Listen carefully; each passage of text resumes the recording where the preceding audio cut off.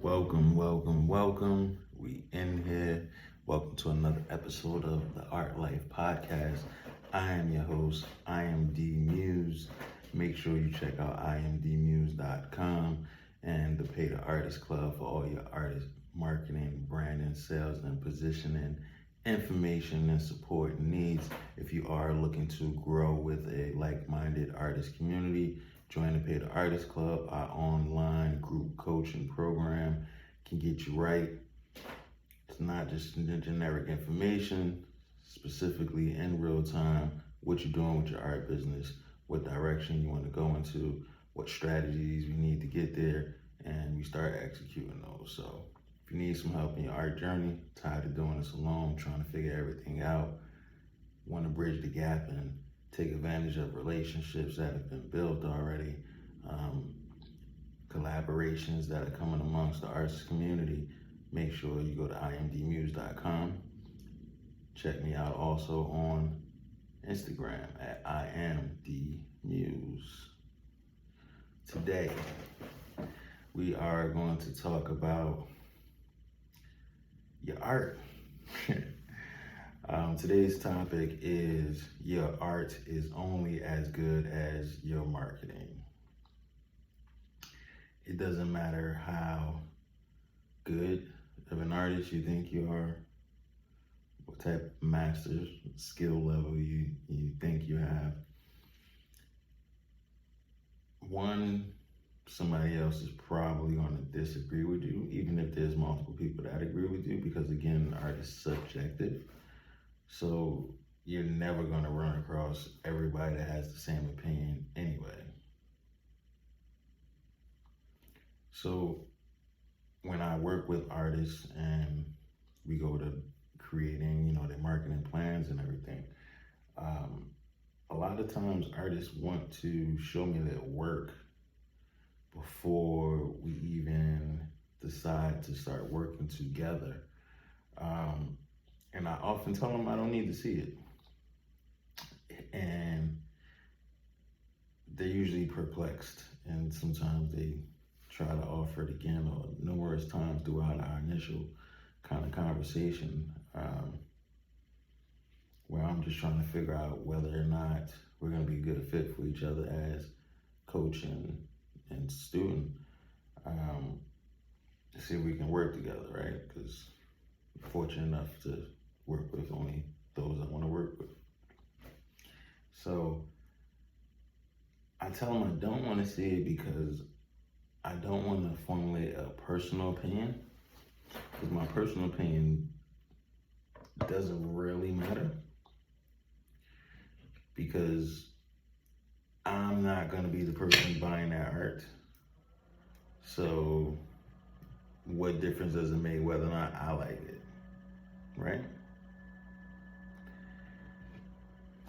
There's going to be somebody that likes it just based upon the numbers. There's over 8 billion people in the world. Somebody's going to like it.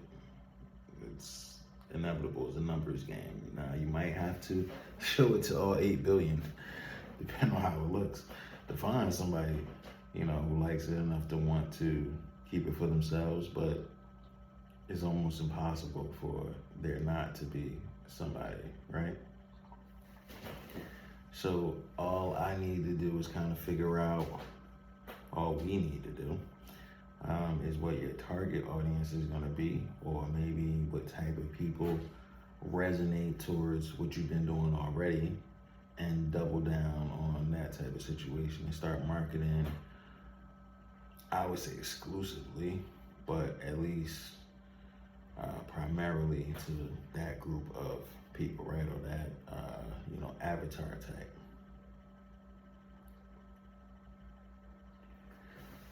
So in your marketing, essentially, you are building a brand.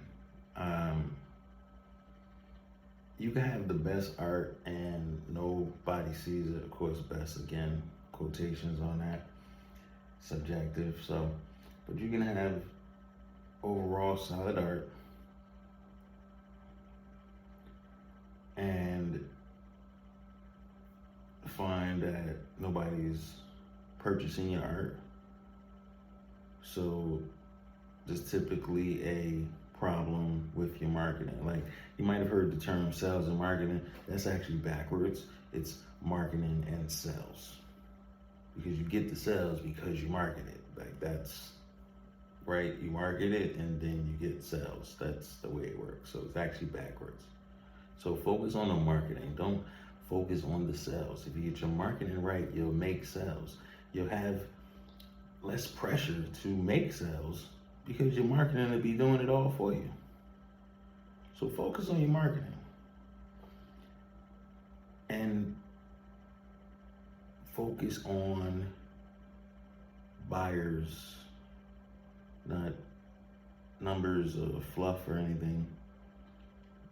I've seen it. You can have, 100,000 followers and do a show, and no one comes to your show because people like to look and see aesthetically pleasing things, but they're not sold on you. They're not buying into you.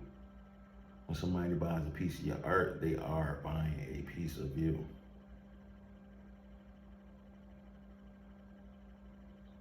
However you want to list it or label it, it's a product of you. You produce this. And art and all arts, music, culinary, like, we transfer literally our energy into these creations, which is why you feel that. So you feel the pain of the artist who made the song about their pain. You feel it when you listen to it because it transfers into the creation.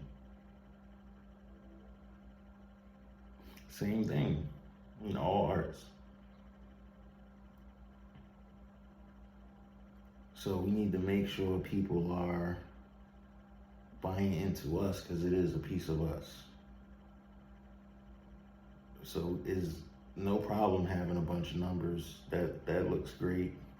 And essentially you have an avenue to have access to these people. You're probably not hitting them all individually, but that's you, not me. I would.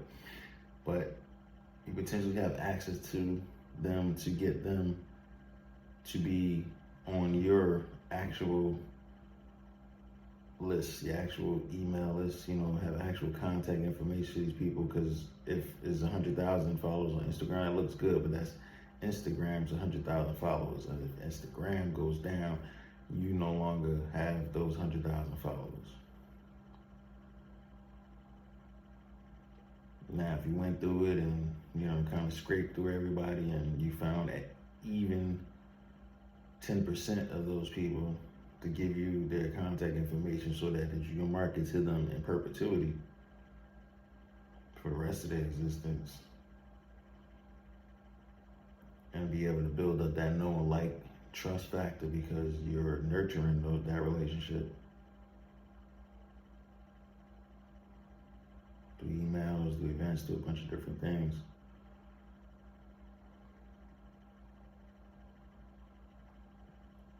And when you're doing that, you have power, you have control, you have an actual business because you have actual customers, not window shoppers.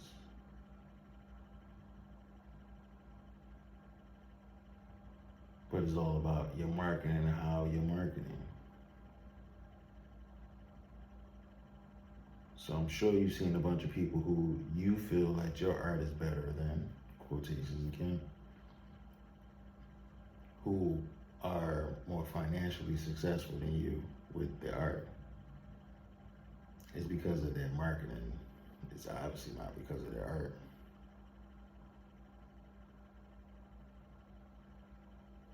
What is it that they're doing that you're not doing that you can see, and especially that you can't see, that's behind the scenes?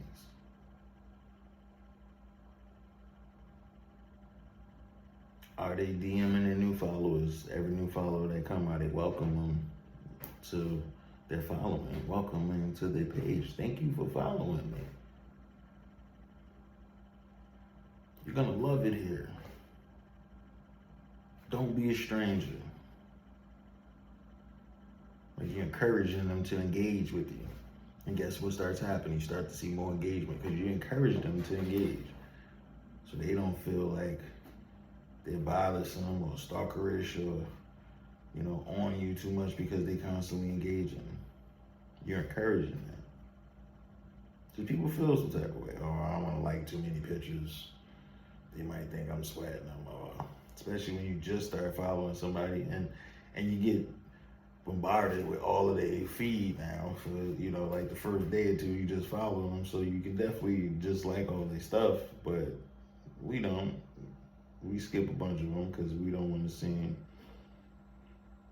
crazy or a little too into it or a little too over enthused, a little too excited about the situation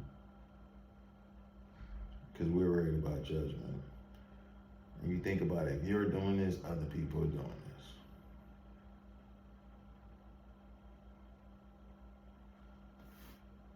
So make sure your marketing is correct so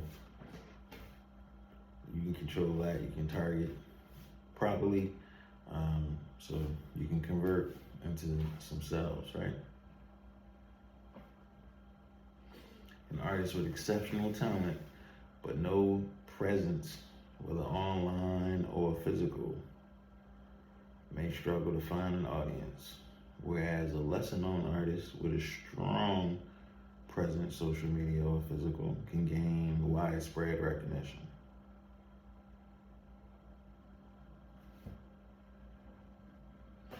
All right, cool.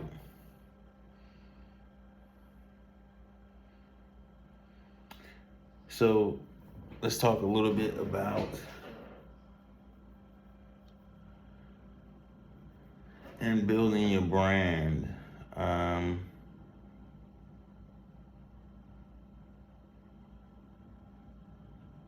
Actually, you know what? We gonna end this right now, and because I'm gonna teach. I'm kind of just talking right now. So next episode, I'm gonna go a little bit into developing an actual effective marketing strategy, and I just talk about you need to have a marketing strategy. I'm gonna coach a little bit, get into a little bit, let y'all kind of inside the Paid Artist Club a little glimpse, into my creative consultant. Make sure you tune in for the next episode and bring your notebook. This is D Muse, Paid Artist. Peace.